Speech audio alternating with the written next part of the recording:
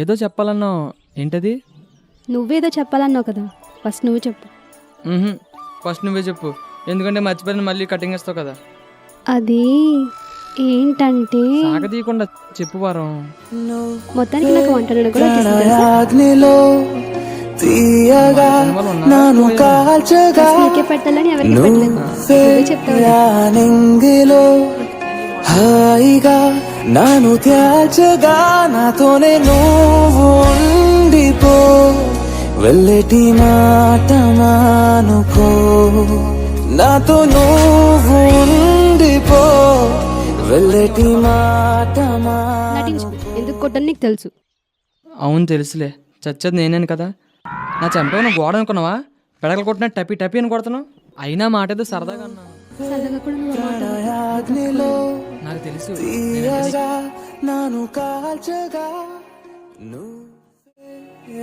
నువ్వులో హాయిగా నాను త్యాచగా నాతోనే నువ్వు ఉండిపో, వెళ్ళటి మాట మానుకో, నాతో నువ్వు ఉండిపో, వెళ్ళటి మాట మానుకో. మాట్లాడదాం అనుకున్నాను, కానీ నాకు భయం వేసింది. చూడు వరం, ఇది మన జీవితం. ఇప్పుడు భయపడితే మనం ఎప్పుడు భయపడుతూనే ఉంటాం. తీసుకొచ్చావు చెప్తాను రా. వద్దు రాజా, ప్లీజ్ వద్దు. రా, వద్దు రాజా, నేనంటే ప్లీజ్ ధైర్యం వద్దు. వచ్చి మీ నాన్నతో మాట్లాడుతున్నాను కదా. వద్దు రాజా, మాట్లాడితే మన ప్లీజ్ విషయం గురించి వద్దు. రా. పద. అన్నానంటే వెంటనేనా? సమయం సందర్భం ఉండవసరం లేదా? ఇప్పుడు టైం ఎలాగో ఈవినింగ్ 5 అయింది. ఇంక సందర్భం అంటావా? మీ నాన్న ఇప్పటికే ఆఫీస్ నుండి వచ్చి రిలాక్స్ అయి ఉంటారు. సో ఇది మాట్లాడే సందర్భమే కాదంటావా? రా, నేను చెప్తున్నాను కదా, చెప్తుంటే అంతా వినవేంటి మంచిదే రాజా? బుద్ధి. Come on. వద్దు, రా, వద్దు. నేను ఉన్నాను కదా. అయ్యో రా.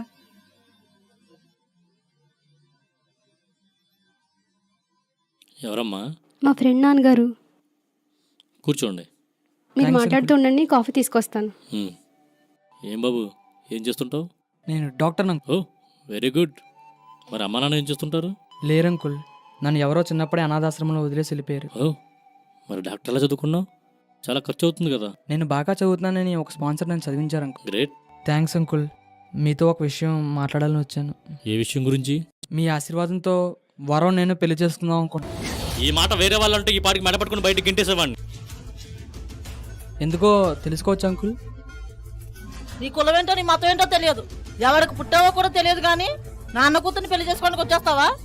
ఆగు, కారణం ఏదైనా అత్త మామ ఆడపడుచు ఉన్న కుటుంబంలో నా కూతుర్నిస్తే నాకు ధైర్యంగా ఉంటుంది.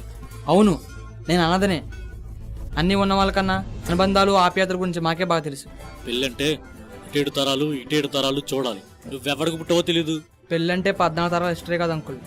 2 మనుషులు కలిసి ఒక్కడిగా జీవించడాన్ని పెళ్లి అంటారు. ఆచార వ్యవహారాలు, సంస్కృతి, సాంప్రదాయాలు ఇవన్నీ ఒక కుటుంబంలో ఉంటేనే వాటి విలువ తెలుస్తాయి. మాది అనుభవం, నీది ఆవేశం.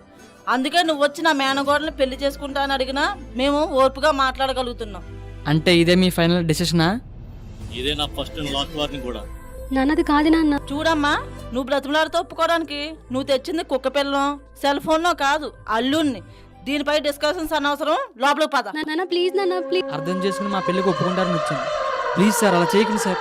నా కూతురి మనసులోనే కాదు, నా కుటుంబంలో కూడా నువ్వు ఉంటాకి వెళ్ళలేదు.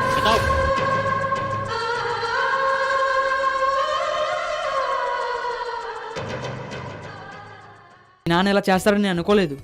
నువ్వు ఎప్పుడు ఇంతే, నేను చెప్పాను కదా మా నాన్న ఒప్పుకోరని. అవును, ఇప్పుడేంటి? మనం దూరంగా వెళ్ళి పెళ్లి చేసుకుందాం, అప్పుడు ఆయన ఒప్పుకుంటారు. సరే వెళ్ళిపోదాం. వస్తున్నాను, 10 minutes వస్తున్నాను, రెడీగా ఉండు.